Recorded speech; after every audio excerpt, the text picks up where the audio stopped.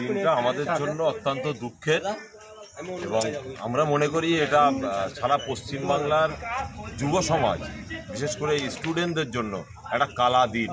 এটা ছাড়া দ্বিতীয় কিছু নয়।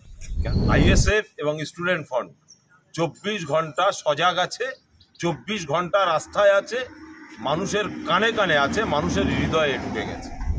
নওশাদ সিদ্দিকী তিনি একজন বিধায়ক, তানার যেটা হক আছে বিধানসভার মধ্যে রন্ধে রন্ধে প্রত্যেকটা জায়গায় যাওয়ার অধিকার তার আছে।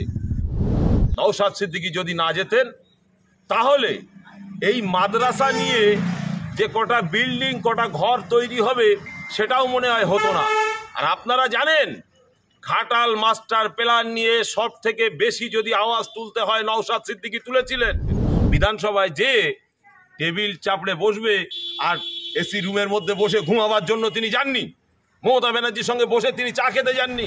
বাংলার খেটে খাওয়া মেহনতি মানুষ, মজদুর মানুষ তার সন্তানকে যেমনভাবে গায়ের রক্তকে পানি করে লেখাপড়া শিখিয়েছে ঠিক তেমনিভাবেই এই রাজ্যের প্রশাসনের কাছ থেকেও চুন চুনকে হিসাব লেঙ্গে ও দিন আগলে দিন মে আ রহে।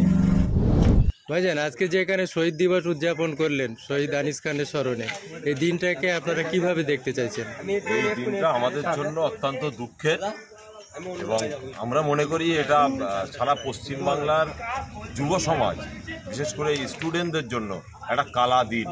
এটা ছাড়া দ্বিতীয় কিছু নয়।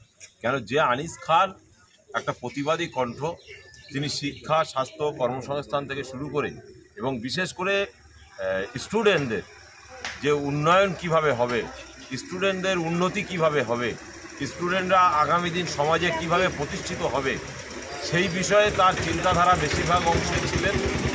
এবং আনিস খান এমন একটা কণ্ঠ ছিল যে কণ্ঠ বাংলার লক্ষ যুবকের কণ্ঠ ছিল।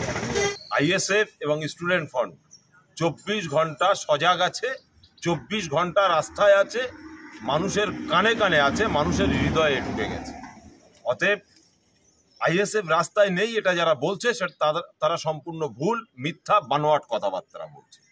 কেন একমাত্র প্রতিবাদ যদি করতে হয় দেশের জন্য, দেশের মানুষের জন্য, দেশের ছাত্রদের জন্য, দেশের যুবকের জন্য, দেশের মা বোনদের জন্য, সেটা আইএসএফ স্টুডেন্ট ফ্রন্ট করছে।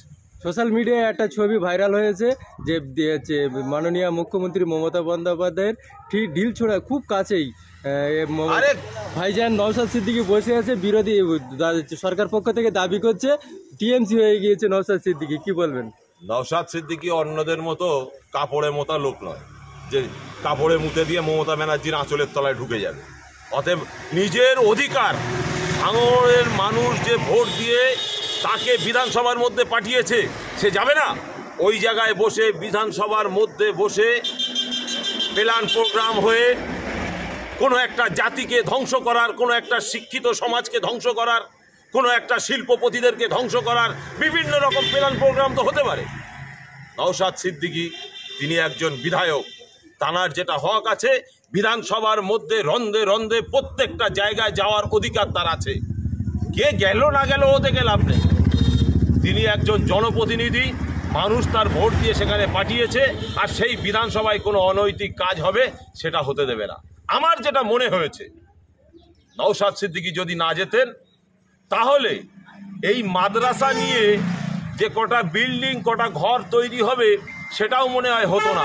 আর আপনারা জানেন ঘাটাল মাস্টার প্ল্যান নিয়ে সব থেকে বেশি যদি আওয়াজ তুলতে হয় নওশাদ সিদ্দিকী তুলেছিলেন। গঙ্গা ভাঙন মালদাতে, গঙ্গা ভাঙন মুর্শিদায়, গঙ্গা ভাঙন দক্ষিণ 24 পরগনায়, এসব নিয়ে আওয়াজ কে তুলেছিল বিধানসভায়? একমাত্র নওশাদ সিদ্দিকী। তো ওই দিনকে যদি না যেতেন উনি তাহলে হয়তো বাজেট অধিবেশন থেকে ওই সমস্ত জিনিসগুলো কেটেও যেতে পারত। এই গঙ্গা ভাঙনের যে অর্থ বরাদ্দ হয়েছে এটাও নওশাদ সিদ্দিকীর অবদান। আমরা বলতে চাইছি নওশাদ সিদ্দিকী কে কি বলল কোনো যায় আসে না। নিজের অধিকারের জন্য, মানুষের অধিকারের জন্য নওশাদ সিদ্দিকী প্রত্যেকটা জায়গায় যাবেন, তার হক বুঝবেন, মানুষের হক বুঝবেন, জনগণের হক বুঝে নেবেন। এটার জন্যই তিনি বিধানসভায় গেছেন। বিধানসভায় যে টেবিল চাপড়ে বসবে আর এসি রুমের মধ্যে বসে ঘুমাবার জন্য তিনি যাননি। মমতা ব্যানার্জির সঙ্গে বসে তিনি চা খেতে যাননি। মমতা ব্যানার্জির সঙ্গে বসে তার নিজের আখের গোছাবার জন্য যাননি, তার পকেট গোছাবার জন্য যাননি। তিনি তার কর্মীদের চাকরি বাকরি গোছাবার জন্য যাননি। আমরা তো দেখছি শিক্ষামন্ত্রীর সঙ্গে সঙ্গে আরও অনেক মানুষ তারা চাকরি দেওয়ার জন্য বিভিন্ন লিস্ট পাওয়া যাচ্ছে। তো সব আগামী দিন প্রত্যেকটার হিসাব হবে, বাংলার জনগণ হিসাব নেবে।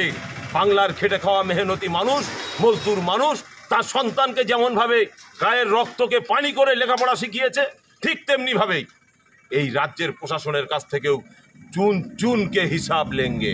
वो दिन अभी अगले दिन में आ रहे हैं।